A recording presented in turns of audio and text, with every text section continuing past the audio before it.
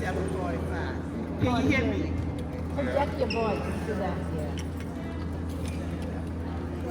Hello. Good evening. Good evening. Can everyone hear me? Okay, we're going to get started.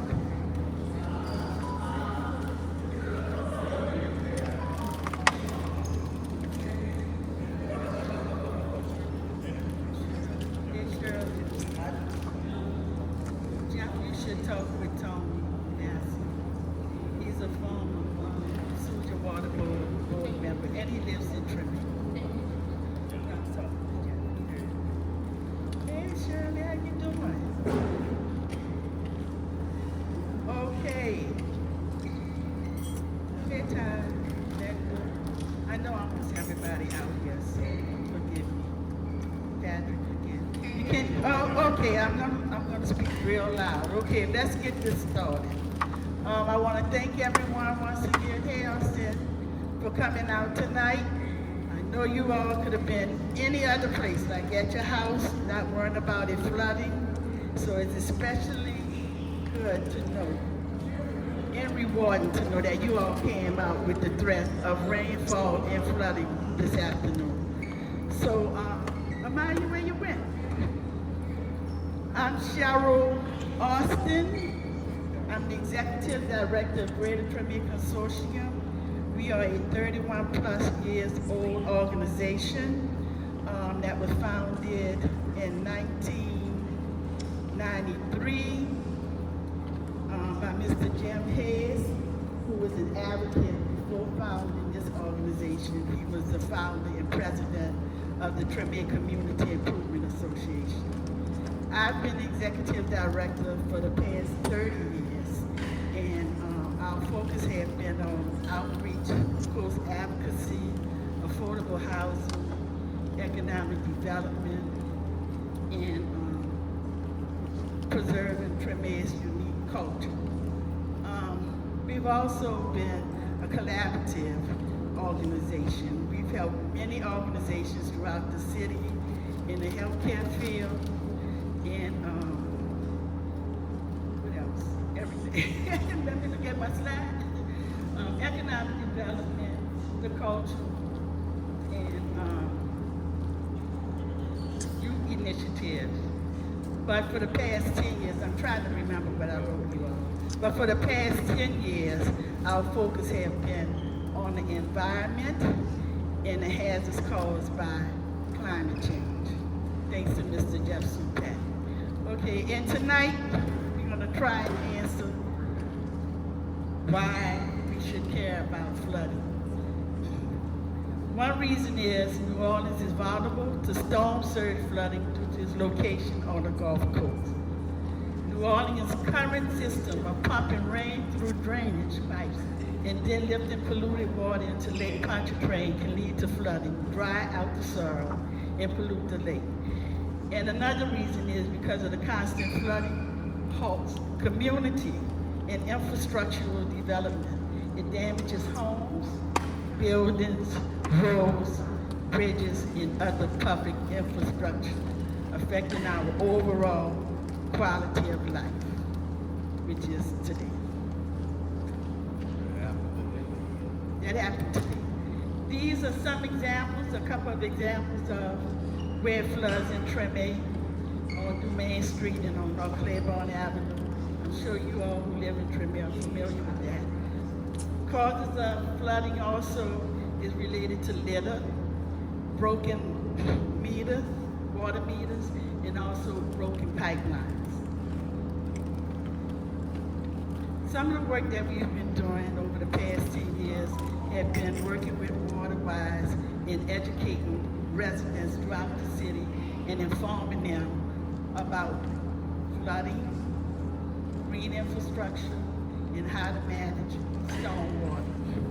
And during our training, we visit Soldier Water Board plant station. These are our attendees on the left and the Soldier Water Board employee on my right.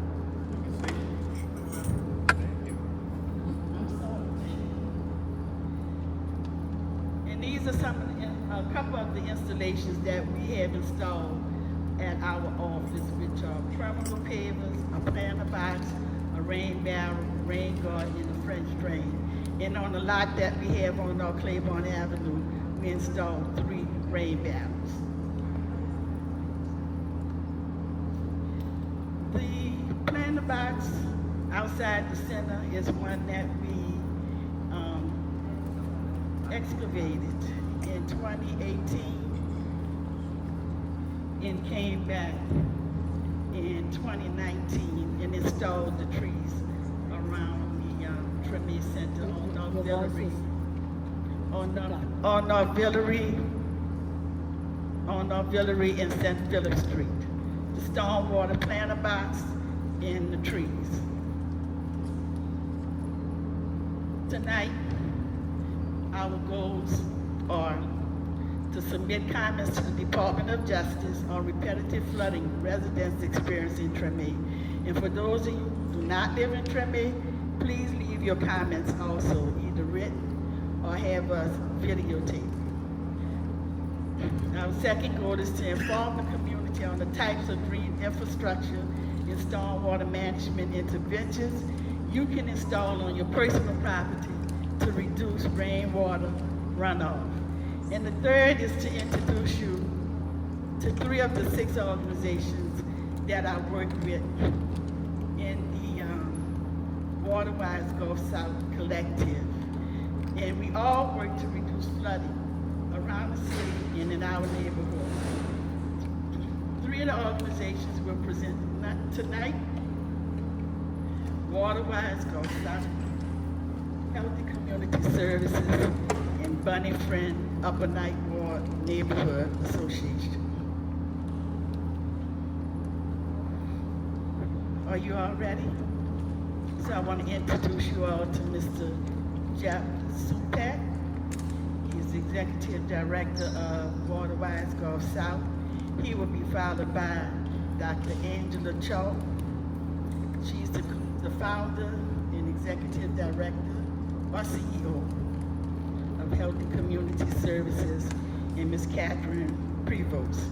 She is with the Upper Nine, Bunny Friend, Upper Nine Neighborhood Association. So, on desire, hold your questions until everybody presents. I'm just messing with you. Okay, so Jeff, if you can get us started, and after the presentations, then I'll return and we'll get your comments and all. We want to hear from you all. But I wanted to give you all a little background on the work we've been doing throughout the city to help reduce flooding. Where you at, Jeff? Good afternoon, everyone. Is it better with or without the mic? With the mic. With the mic? Yeah. Okay. If you can hold it straight. So I'm with Waterwise Gulf South. We're an organization working in 6 different neighborhoods to address stormwater flooding in the city of New Orleans. We've been doing this since 2013. And really what we're focused on is promoting green infrastructure as one tool to help reduce flooding. Before I explain more about it, I want to just reiterate that green infrastructure is not the tool that's going to solve all of our flooding issues. However, it is one tool that we need to think about incorporating in the city to help manage all of the water that we get when it rains. So Waterwise works with 6 different community organizations across the city. Greater Treme Consortium in Treme, with Dr. Angela Chalk, Healthy Community Services. Bunny Friend Neighborhood Association with Catherine Prevost. The Holly Grove Dixon Neighborhood Association. New Orleans East Green Infrastructure Collective, which Sabrina helped start and launch us with. And the Lower Ninth Ward Homeownership Association as well. So one of our biggest issues for flooding in the city is all the concrete that we have that runs off into our neighborhoods. This is a picture of the French Quarter. This is a lot of impervious surface, meaning water does not infiltrate, it runs off somewhere. And where does it run off? Towards the Treme. That's the higher ground, this is the lower ground. So this is a map showing what parts of our city are above sea level and what parts of our city are below sea level. So if you live in the yellow areas, that's below sea level. And if you live in the green, that's above sea level. Where does water go? To the lowest point. Always to the lowest point. So water is always trying to get to these low points in this yellow area. And just to clarify, or just a fact that you can take away today, Claiborne Avenue is usually where we reach sea level, and then everything on the other side of Claiborne Avenue is below sea level, for the most part. Not 100%, but for the most part. So you may ask, well, why is it flooding in this part of the neighborhood that is above sea level? That's because of all the impervious surfaces, and we'll talk more about the other reasons in a second. So all of the stormwater, where does it eventually enter into on this side of the river? Lake Pontchartrain. So we send all of our stormwater out to Lake Pontchartrain through a system of pumps, pipes, and canals. We call that our gray infrastructure system. That's how it looks when it exits out to Lake Pontchartrain. So that's the rainwater. Eventually, we're trying to get it all out to Lake Pontchartrain on the east bank of Orleans Parish. And there's a lot of parts that the water has to move through to eventually get out of the system. It has to go through your catch basins, your storm drains. We know that a lot of those are clogged, right? It also has to go through pipes underneath the ground. We know some of those are broken, right? And then it has to get to the pumping stations, which sometimes they don't provide as much capacity as they could because of the power supply. So we're already fighting a fight with our infrastructure system that is not doing what it needs to do to drain all of this water out. And we see this image a lot. This was taken in Treme. This is a catch basin full of trash and debris. Water cannot get anywhere beyond that. Once it reaches that, it's stuck. So you will have flooding, absolutely.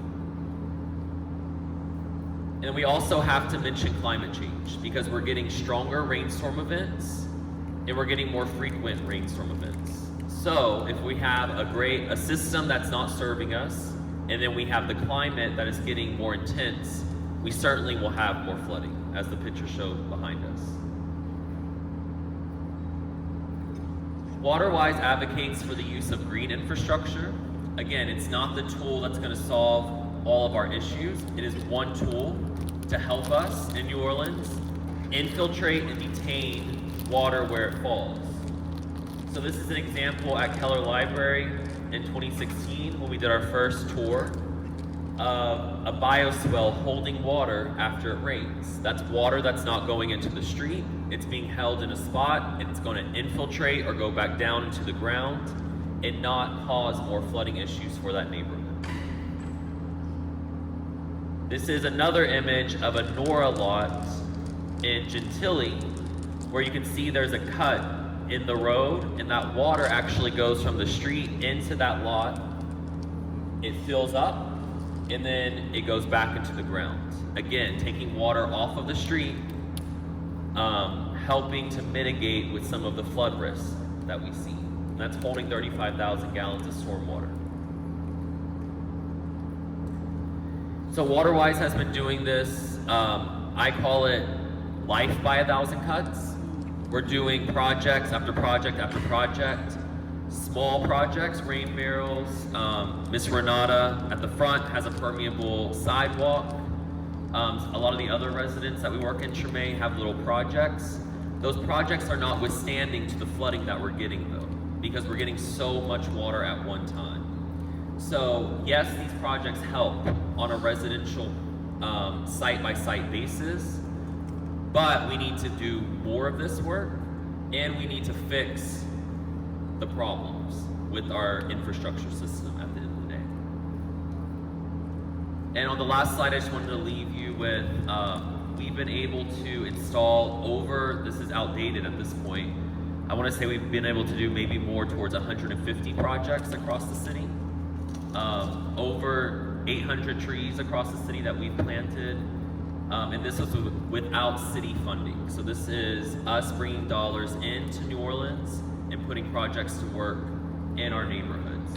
And we're able to capture probably today more around 250,000 gallons of storm water per rain event. That's not going into the storm drain system. So thank you for having us. And I'll pass it to Dr. John.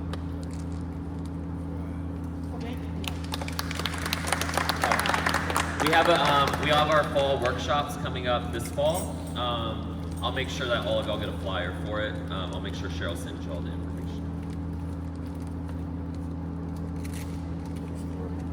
Thank you, Jeff.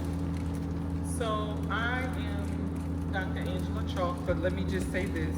Don't let the title fool you, because I was born and raised in the 7th Ward, and I live and serve in the community in which I live. And so I have a commitment not only to me, but to the residents and the neighbors of the neighborhood that I live in. And so I'm the founder and executive director for Healthy Community Services. We were established in 2013, post-Katrina, to address food insecurity. And from there, we have 4 areas of concern, one of them being stormwater management. I'm only going to talk about stormwater management. The others are coastal resiliency, urban ag, and research in the urban heat island effect. And so I have to disclose, I have no, I'm not getting paid for this. Nobody is making me do this, so I have to disclose that. That's just the point. And no off-label presentations. And so tonight, the objective will be to define environmental justice, demonstrate what folks in the community can actually do. Community-led actions work, and they work effectively. We'll define the challenge, and what the challenge is, that many of you know, is that we have a broken, great infrastructure, as Jeff taught. So we're resulting with the flooding, pictures of the flooding that you see. And then proposing solutions, and then how we work as communities. This works. Everyday people are making the change. I'm an everyday person. I went back and got my doctorate degree because of the passion around heat. But everyone is called to action to do something. And as I was saying earlier, change is incremental. You may not see change, but that does not mean that change is not occurring. And so I'm a resident of the 7th Ward, and we have some other residents here from the 7th Ward as well. And again, we work with Waterwise Gulf South. We're one of the 6 neighborhoods. We receive funding from philanthropic organizations or through grants. We receive federal support with federal dollars, and we work with the workforce development organization, Groundwork New Orleans, to help us build these green infrastructure interventions that we're talking about. And so the US EPA defines environmental justice as the treatment of meaningful involvement regardless of your income, race, color, tribal affiliation, and that's set forth by the US EPA's office. And they just changed this definition because so many people, we realize, are suffering from impacts disproportionately. And guess who those people are? Can anybody guess? Yes, us. Yeah, Black, brown, and Native Americans. And so what this does is, when you have this definition, it protects us from those adverse health effects caused by whether it's climate change, whether you live near a plant, and in this instance, we're talking about flooding in our area due to climate change. And so it's all of the impacts that we feel over time. So starting at this timeline from 2016 all the way to 2024, that's an overall impact. So there's something wrong, and the U.S. Department of Justice, along with the EPA, wants to know what that is. So you all will have the opportunity to provide your public comment, and Cheryl Austin and I did do just that. We provided our public comment when they had the original session out at Suno with the Department of Justice. And so the last thing is having access.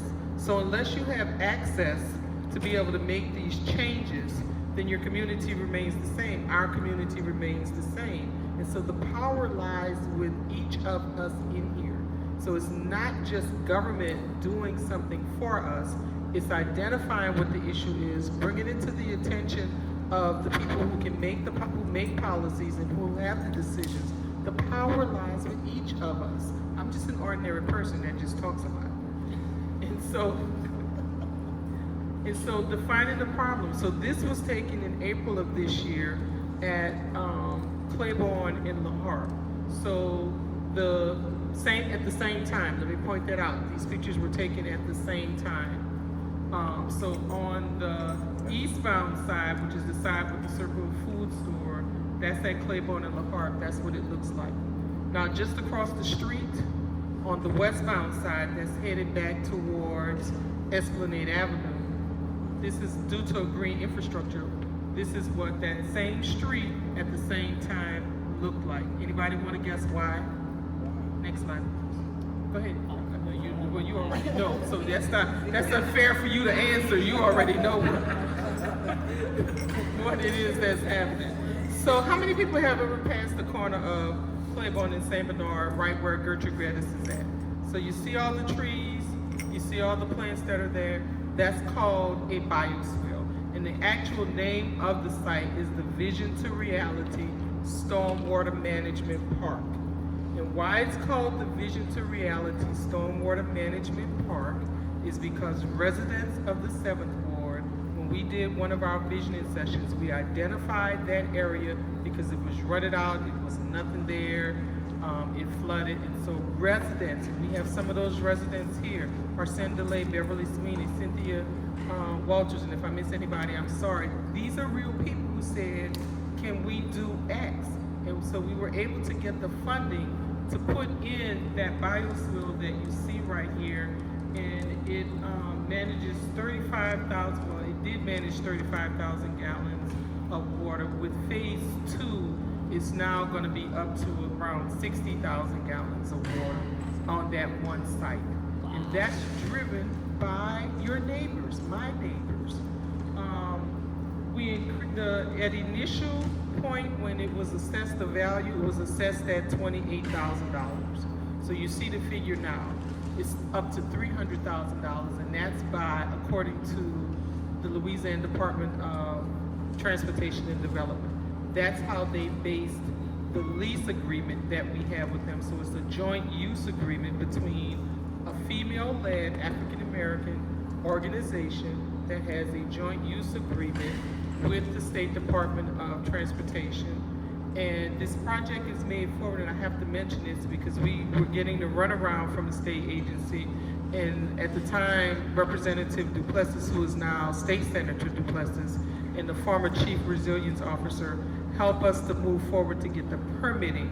So that project became the Vision to Reality Stormwater Management Site. And so, what was the catalyst for that is that it's on a hurricane evacuation route. So it's not only serving the residents of the 7th Ward, but it serves residents from Plaquemines, St. Bernard, and Orleans parishes.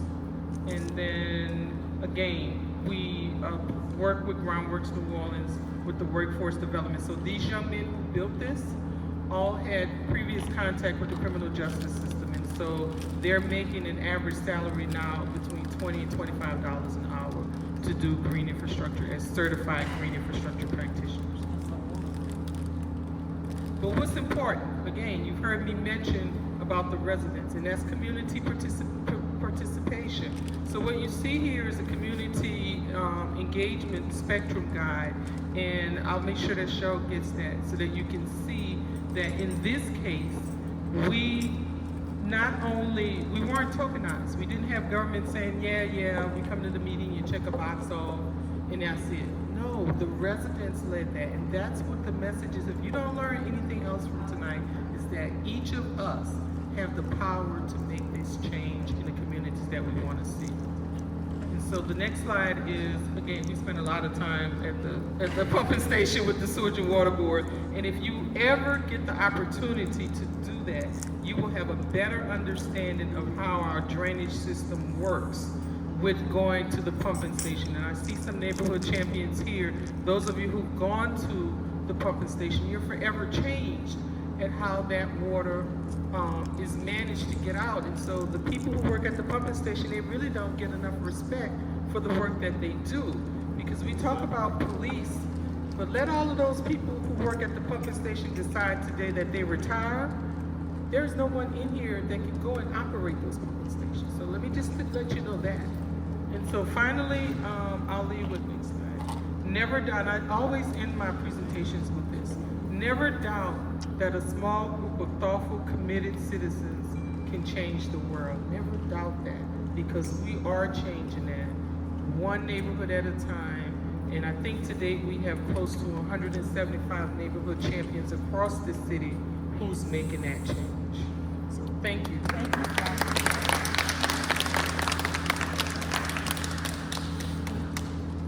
Oh, and next we have Catherine Prevost, the Executive Director for the Bunny Front Upper Ninth Ward Neighborhood Association.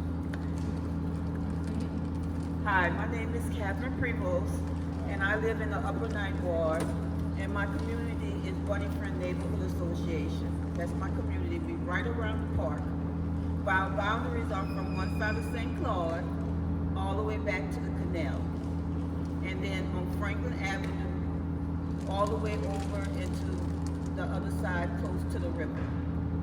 We've been doing this work since after Katrina. The residents really wanted to start something up to make sure that they can come back. So that's what we did. We did that, we came back. Bunny Friend have been doing the work in our community since Katrina.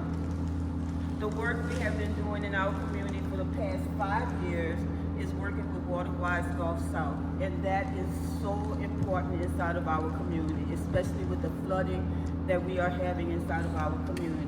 We do know that we live on a downgrade.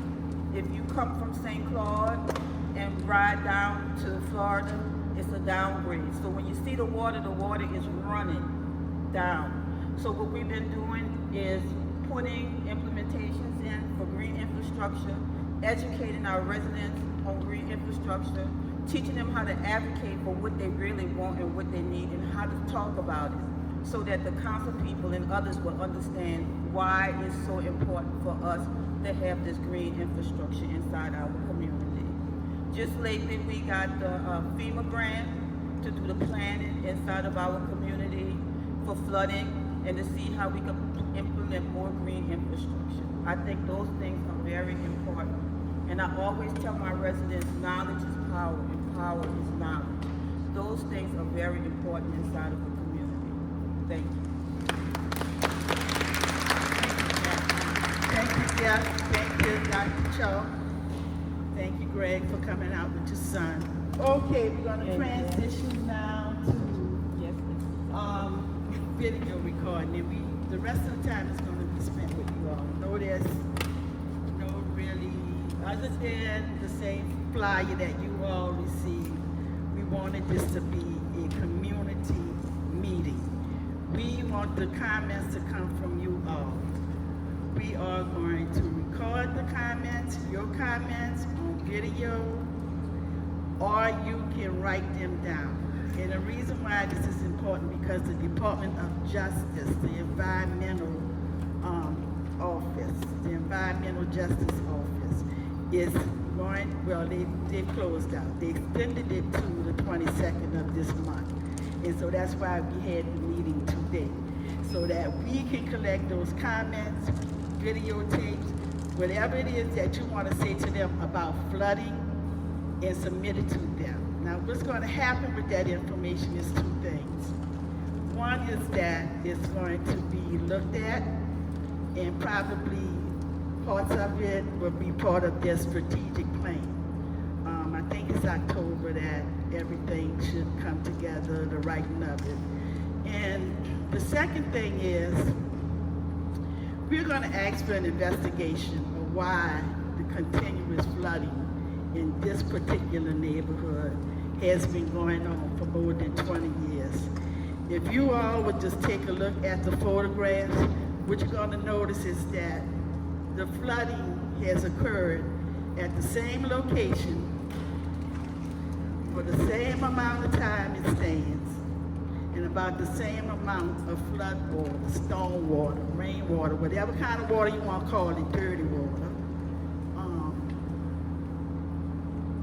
We started with 2016.